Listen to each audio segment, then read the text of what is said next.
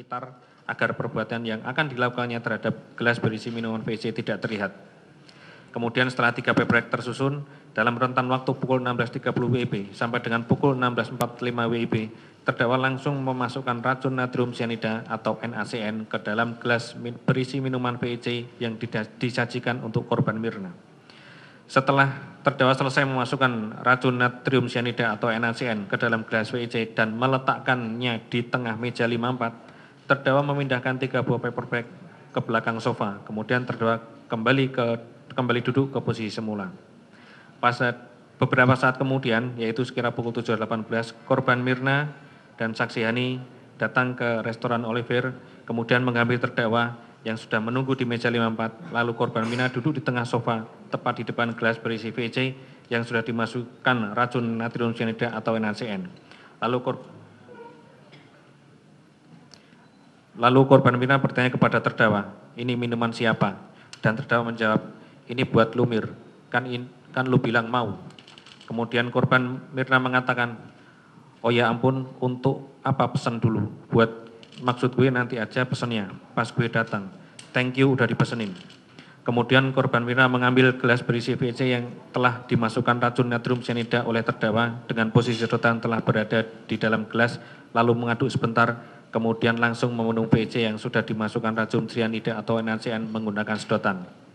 Bahwa ketika VC yang telah dimasukkan racun cyanida atau NaCN diminum oleh korban Mirna, saksi Hani yang berada di samping kanan korban Mirna melihat warna VC tersebut agak kekuningan. Setelah korban Mirna meminum VC dimaksud, seketika itu korban Mirna bereaksi dengan mengatakan, gak enak banget, this is awful, sambil mengibas-ibaskan tangan di depan mulutnya akibat timbul rasa panas yang menyengat. Kemudian korban Mirna menyodorkan minuman VC tersebut kepada terdakwa untuk dicicipi, namun ditolak oleh terdakwa.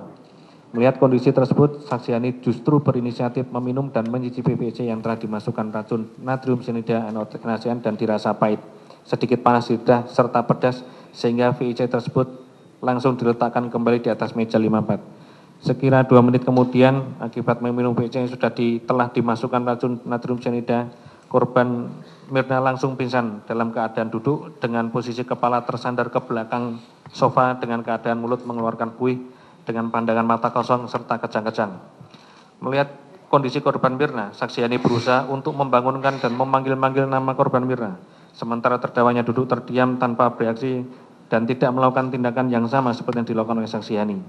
Tidak lama kemudian, beberapa karyawan restoran Oliver, yaitu saksi M. Gentilo Andilolo alias Ileng atau saksi Ileng selaku GM restoran Oliver, saksi Devi Krisnawati Siagian atau saksi Devi selaku barhead, kami ulangi selaku head bar, saksi Agustiono, saksi Rosi Ratnadila alias saksi Rosi atau saksi Rosi selaku server dan beberapa karyawan restoran Oliver lainnya menghampiri meja 54 untuk mencoba memberikan pertolongan kepada korban Mirna dan mereka melihat warna VC yang telah dimasukkan racun cyanida atau NaCN yang diminum korban Mirna berwarna kuning seperti kunyit, tidak seperti warna VC pada umumnya yang berwarna coklat kopi susu.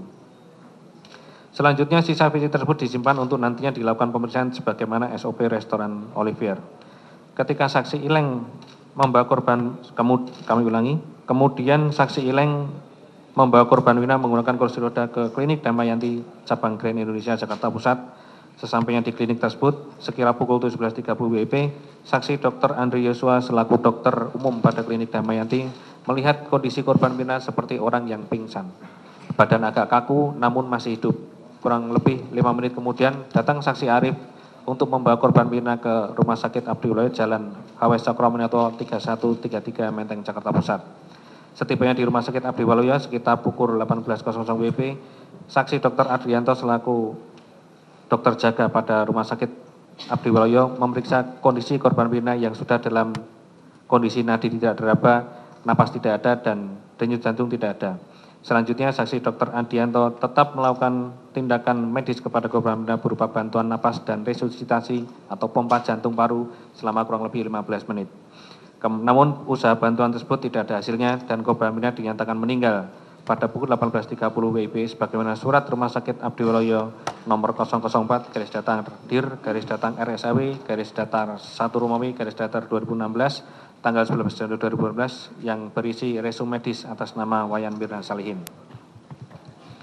Akibat dari perbuatan terdakwa Jessica Kumala alias Jessica Kumala Wongso alias Jess, korban Mirna meninggal dunia sesuai dengan visum et repertum dalam kurung VER nomor pol -2 R garis datar 007 garis datar 1 garis datar 2000 kami ulangi garis miring 1 garis miring 2016 garis miring Rumkit Bayangkari tingkat 1 tanggal 10 Januari 2016 yang dibuat dan ditandatangani oleh Dr. Arif Wahyono SPF dan Dr. Slamet Purnomo SPF DFM menyimpulkan bahwa pada pemeriksaan seorang perempuan berumur 25 sampai 30 tahun sudah dilakukan pengawetan atau embalming dan dirias. Pada pemeriksaan luar tidak ditemukan adanya perlukaan, ditemukan bibir bagian dalam berwarna kebiruan. Pada pemeriksaan histopatologi forensik sediaan lambung tampak kelainan yang diakibatkan oleh bahan korosif. Sebab kematian korban ini menunggu hasil pemeriksaan dari laboratorium forensik.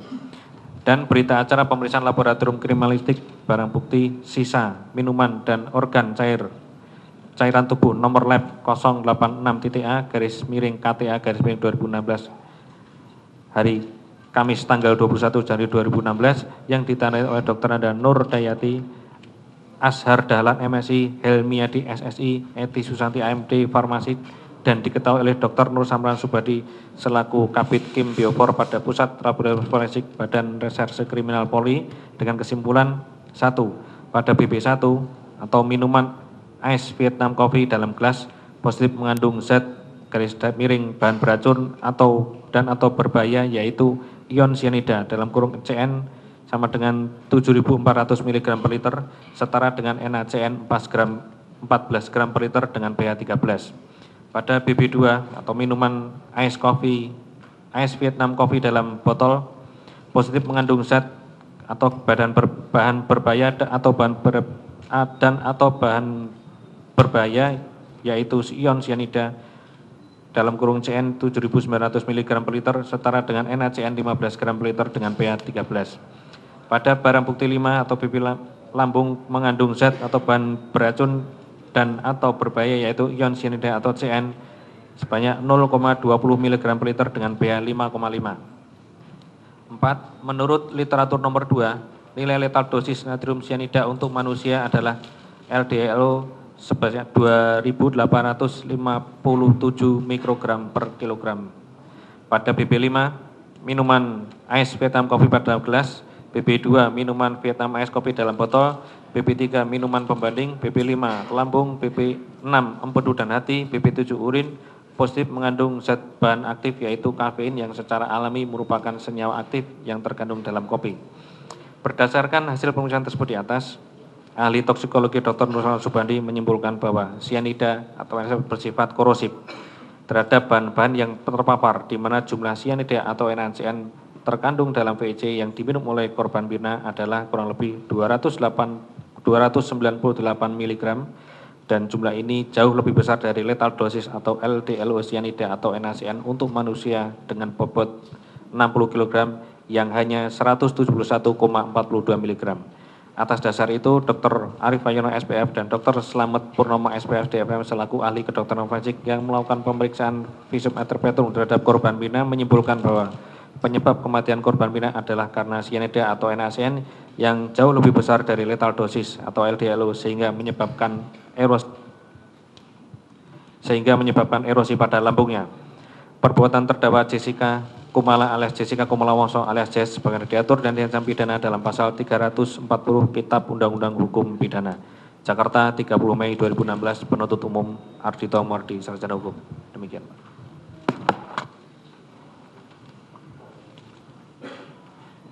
Saya tanyakan kepada terdakwa, apakah saudara mengerti apa yang telah dibacakan oleh jaksa penuntut umum? Iya, mengerti Yang Mulia. Kemudian kita tanyakan lagi, atas dakwaan jaksa penuntut umum, saudara atau penasihat hukumnya akan mengajukan keberatan atau eksepsi. Kami persilahkan saudara berkonsultasi dengan penasihat hukum saudara. Ya, terima kasih. Silakan.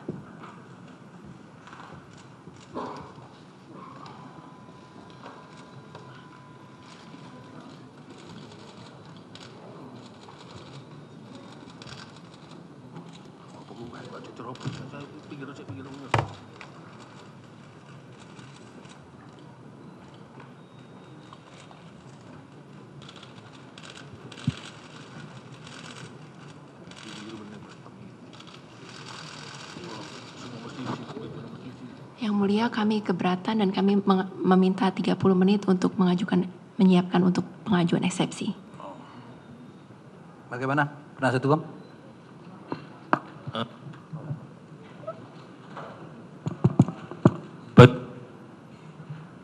Terima kasih Yang Mulia, Bapak Jaksa dan hadirin sekalian. Sesuai dengan azas peradilan cepat, sederhana, dan biaya ringan, kami dalam waktu sesegera mungkin Yang Mulia akan segera membacakan eksepsi. Akan tetapi karena dalam rangka persiapan administrasi, kami minta supaya sidang bisa ditunda 30 menit untuk kami mempersiapkan bahan-bahan eksepsi tersebut. Dengan kata lain, sebetulnya eksepsi itu sudah selesai, tetapi kami hanya perlu perapian-perapian administrasi. Terima kasih Yang Mulia.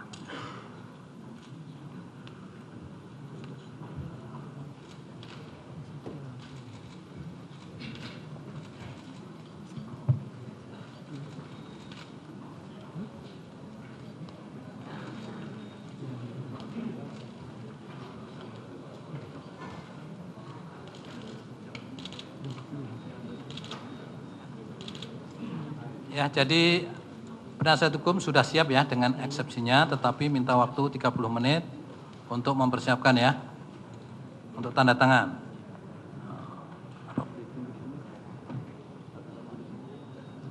Atau kita tunggu di sini aja, silakan tanda tangan.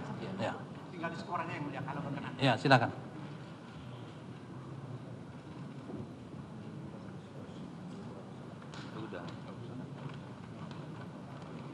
Ayo kita tunggu.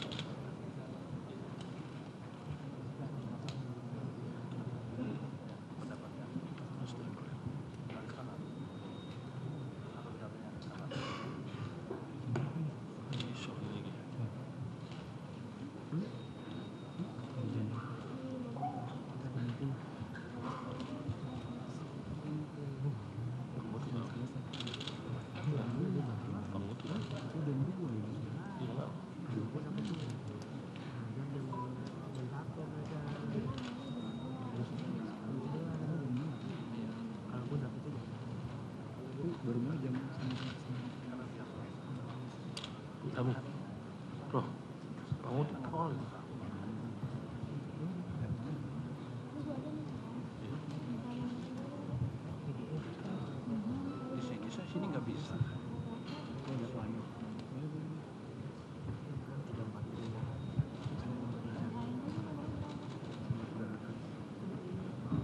Tadi 21.